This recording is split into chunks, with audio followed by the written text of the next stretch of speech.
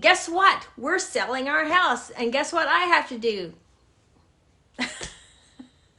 I have to paint and paint and paint some more. Last time we painted was in 15 years ago, and this color was good back then, but now blue eyeshadow is not a thing.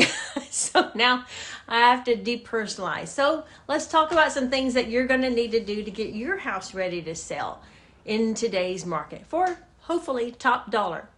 So I've come up with some D's that you need to do. First thing you need to do, number one, you need to declutter. And then the next thing you do is need to declutter some more. And maybe the third thing you need to do is declutter some more. You would not believe the amount of junk I've taken out of this house that I had to have, at the time. So Goodwill and a lot of other old thrift stores got a whole bunch of stuff that I donated because didn't need it. Looking through stuff, why do I have to have that? So declutter, donate it, and decide what you're going to keep. Make little piles. Get rid of this, trash it, donate this, and then sell this. Maybe have a garage sale, get some dinero. That's another D. Get some dinero to fund some of your projects, because paint's not cheap, y'all.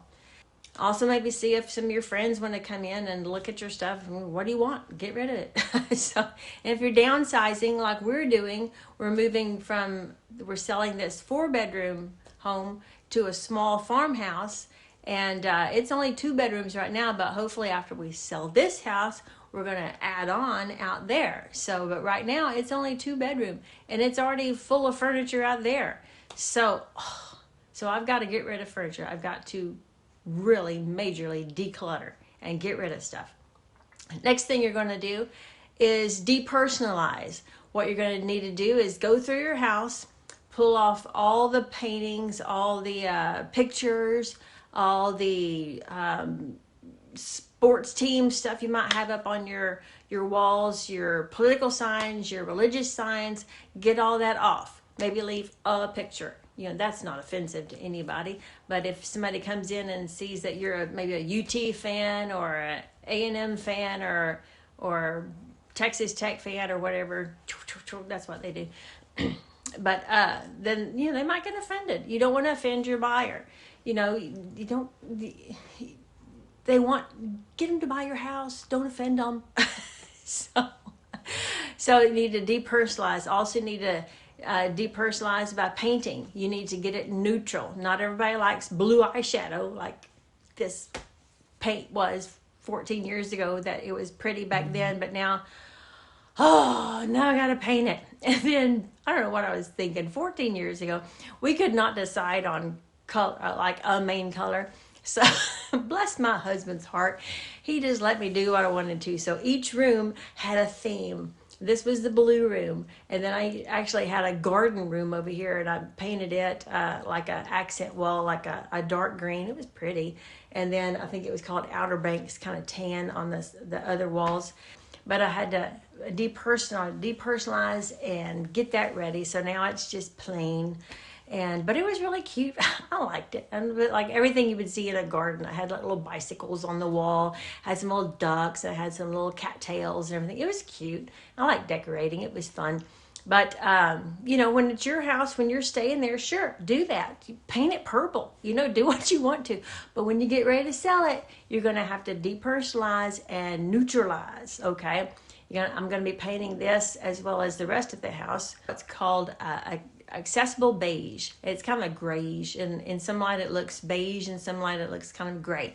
But that's going to go on in the rest of the house. And I've already painted the major parts of the house, and now I'm focusing on the rooms. And then in my son's room, it was kind of a goldy yellow. It was bright and pretty. I found this painting of a globe, a world, or something like a children's view of the world. I'll show a picture of it because it's about to go to Goodwill.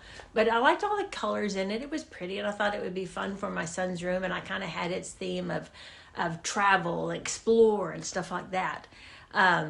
So, but now all that's coming down. I had like a little airplane. So I'll take a picture and y'all can see. But taking that little airplane down. I love that little airplane. It's so cute.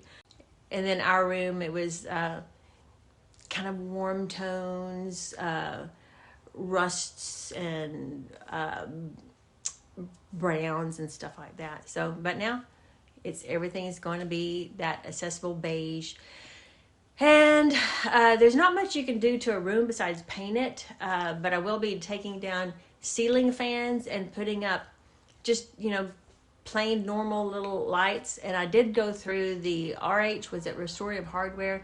I kind of looked on what was trending, because I'm not going to pay that price. Have you seen those prices that they have in Restorative Hardware? It's beautiful, but I'm not paying that. But I'll find a thing that looks like it. But I have found some lights that I'm going to put in the rooms. It's linen around it. It's really pretty. And, it's trending on RH. So I found it on Amazon. So that will be going in all the rooms. For lightings, I'll be taking down the big clunky fans, and they can put up fans if they want to. We have good air conditioning here, so you really don't need it, but it's nice to have if you're sleeping and you like it to be a little cooler. So you can replace lighting, and that would help update a room, because there's not much you can do besides paint and put up a light. Now in the kitchen, we're doing a big renovation in there, because we had a split level bar. It was big back in the day whenever my husband bought this house in 2002. It had a split level bar. This is the countertop, and then this was the little bar thing. Well, now we're leveling it, and that starts Thursday. So they're going to come level it, and they're going to put on quartz countertop that we picked out, and we're doing bicolor painting of the cabinets. We looked into doing the cabinets ourselves, but my husband's still working, and he works, during the day, software engineer, so he's here on the computer, but he just doesn't have time, and I don't have time, and you want it done right. So I did interview 4 contractors and told them what we needed to do. And that's another tip, is if you're wanting to do some big renovations, interview contractors. Don't just do 1 or 2. Go for 4 if you can. Because on the 4th one that we had is the one that we decided on. And something I found out, and from my neighbor right next door, she's putting in a pool, you've got to crack the whip on these contractors, because getting a bid back, oh my gosh, the last one, she sent me hers. She was the first one to receive that I got a bid from. And then another one, he trailed in. And then the other 2, I had to crack a whip. And then the last one, and then I think the 3rd one, he finally sent me just like an email, like, oh, there you go. And misspellings, words, and everything's like, really, dude, And then the last one that finally sent it, okay, so they were dragging their feet, and I went out to their big showroom and picked out a quartz countertop that would look good, and the backsplash and the little grout along with that. Picked that out, and then they said, okay, we'll get back with you. And so I figured, they were dragging their feet like a week later, and we were ready to get this thing cracking. And so I contacted the last one, who was the first one to send me her bid, and I said, okay, I think we're going to go with you, because I'm sure that the last, the one I'm waiting on, I'm sure they're going to be expensive, because they have this big warehouse showroom, and it's all, fancy and everything. I'm sure they were going to be astronomical. So contacted her. Not 15 minutes later, y'all, I got the email from her, and then from the girl at that other warehouse, and they were $3,000 cheaper. I was like, really? But anyway, if y'all had just been, you could have had the deal, but you're too slow, because we got to get this thing cracking. So the one that we went with, she said that she would work with us on our budget. So she came over, we chatted everything. And then also one thing that she's doing is she and her crew, they're going to paint the cabinets. So we don't have to deal with the cabinets. They've done it before, because it's an old honey oak, that's outdated. And I've been wanting to paint it for years, but my husband, who loves wood, didn't want to paint it, because you don't paint wood. It's like, but it's ugly, sweetie. So I finally got him on board with that. He's like, fine, paint the wood. So we're going to go back, roundabout to what I was saying earlier. We're going to paint a cream color on top and then a nice color blue, kind of similar to this, on the bottom. And then I did get him on board with adding extensions to the top, because it was those builder grade cabinets where they just stop.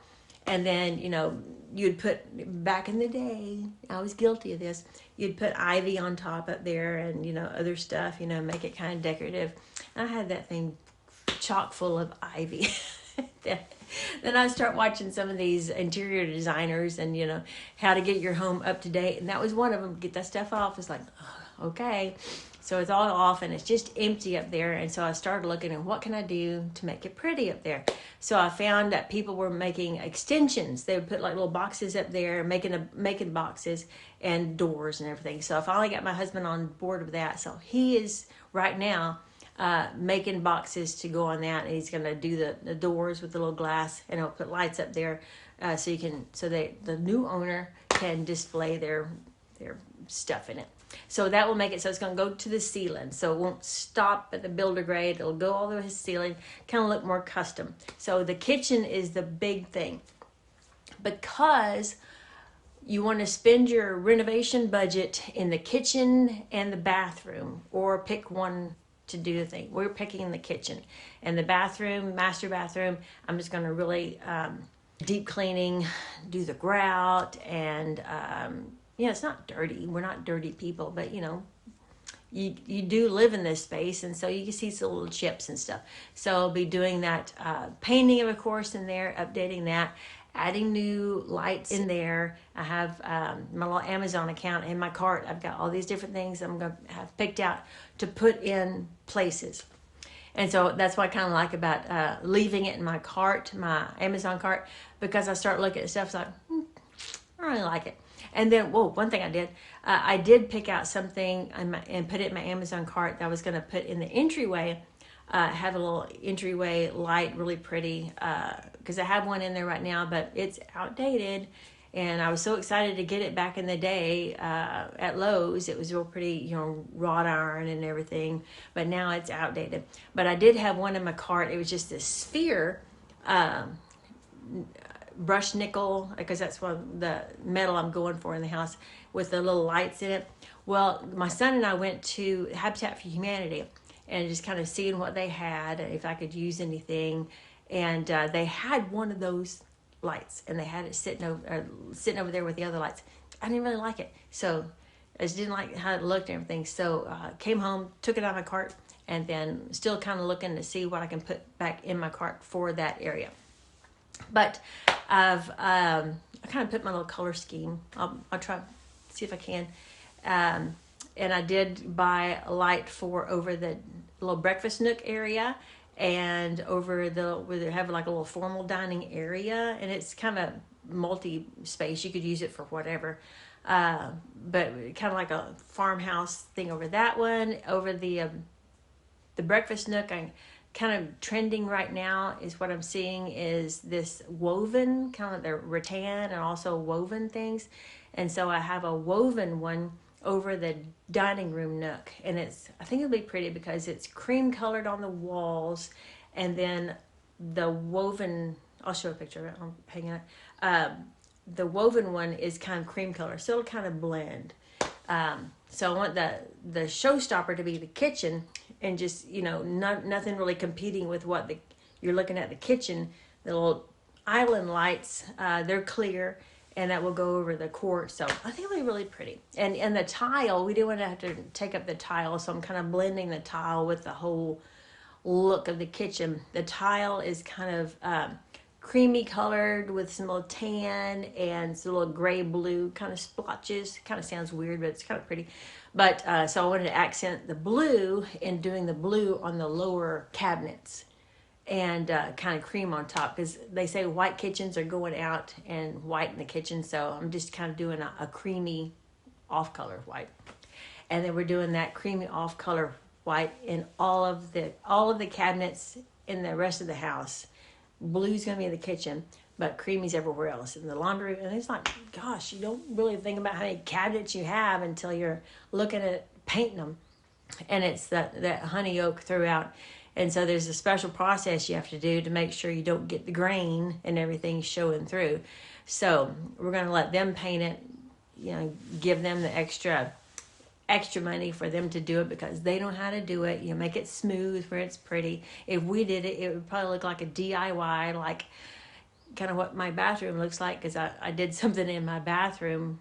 It was like a wipe-on stain at one time, and it just didn't look right, and I never went back to finish it. It was just like, really? So anyway, but that's going to be looking nice. And so in the master bathroom, I'm kind of going to do a cream and kind of light brown, because the tile that's in there is kind of a light brown. When my husband bought this place, he the people that originally built it, because it was a new area whenever he bought it, he was like the first one on the street to live here. He remembers whenever none of this was here, basically. But so somebody bought it, picked out everything, and then they pulled out the deal. So he got the house, but he didn't get to pick out anything. So all the stuff that was here was already done. So he didn't get to pick out anything, but it's a nice house. I wish we could pick it up and take it out to Medina, but yeah, it's just not possible with a brick house. So anyway, we're just updating it, renovating it, and getting it ready to sell. And you can follow along with the journey, because I'll be posting up stuff on my Instagram and my Facebook also. So if you want to follow along, it'll be fun. It'll be cool. So it came out full. So anyway, so what else can I tell you what we're doing? I'll show you a picture of the kitchen here in a little bit when I go in there. But right now I'm going to start painting in here and watching some different techniques on how to paint, because I get tired of having to paint, put the tape down and everything. So I've been watching some videos on how to do the edging and everything. And whenever we first painted this, I was doing the edging pretty good, but now, but that was just for us. But now I got to get it for, a buyer. And so that's another thing, is you have to think about who your buyer is. And right now, buyers are mainly millennials, because they're coming up and, coming up in age, and they have families and, newly married or whatever, stuff like that. So I don't really see somebody that's downsizing, like an older couple or whatever, moving into this house. I see it as a family moving in here. So that's how we're going to present it, So anyway, those are my tips. Declutter. Decide what you're going to do with your clutter. Donate. Dump it. Dinero it. See if your friends want it, see if your family wants it, have them come over. Do you want anything? Take it. And next D is depersonalize, get rid of your pictures, get rid of your paint schemes. You're going to need to neutralize your space, update your space, things that were great 20 years ago or whatever might not be great right now. And so whenever a buyer is out there looking for a house, they want to walk in and they just want to move in. They don't want to have to do anything. They don't want to have to renovate. They don't want to have to paint. They want to move in. And if you have it to where they can fix it or whatever, then they might not want your house. Also, I'll be probably calling a stager to have them come in.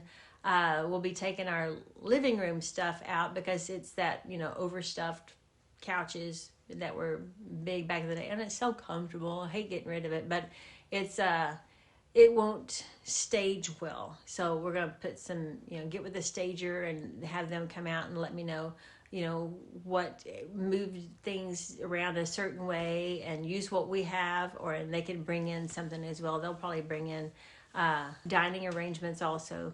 Make it look more modern, because that's what we're kind of going for, more modern, because the millennials today, they like modern. So some of them kind of like traditional, but it's kind of a mix of modern traditional. So anyway, that's what we're doing. We're getting this house ready to sell and put it on the market, and then we'll be out there in the hill country full time. And as we renovate that house, I'll take you along for the journey as well. So that'll be fun. If ever you think about renovating or anything like that, you can follow along and see what you need to do. But those are my tips. So stay tuned and click that subscribe button. Give me a thumbs up. Give me any comments too. Have you done this? What are your tips for me? What? uh, this first time that we're selling a home. So, and I've in real estate, helping people too. But this is the first time we're actually going through it. And it's an emotional thing, y'all, too. Because I think about the day that we will drive off from the last time, drive off, for the last time from this house. And look, I'm getting teary-eyed thinking about it because we love it. It's a great home. It's a great area. But it's just doesn't suit our needs anymore. We're hill country people now. We're not big city people anymore. But it's sad because of all the emotional attachment that you have in a house. Think about all your memories and everything you have are in the house. So you're not just selling just a house. You're selling that time capsule with all your memories and everything. So yeah, it's going to be emotional, and it's an emotional thing to get rid of stuff too. All that stuff you're decluttering, it's memories attached to that as well. So it's going to be an emotional journey for me as well as for you if you're going to go through this as well. So if you need help, I'll be glad to hold your hand and walk you through it, and share what I did, and hope that helps. But anyway, I'll just keep it short because I've got to get to painting. So y'all catch me on the next one. Bye.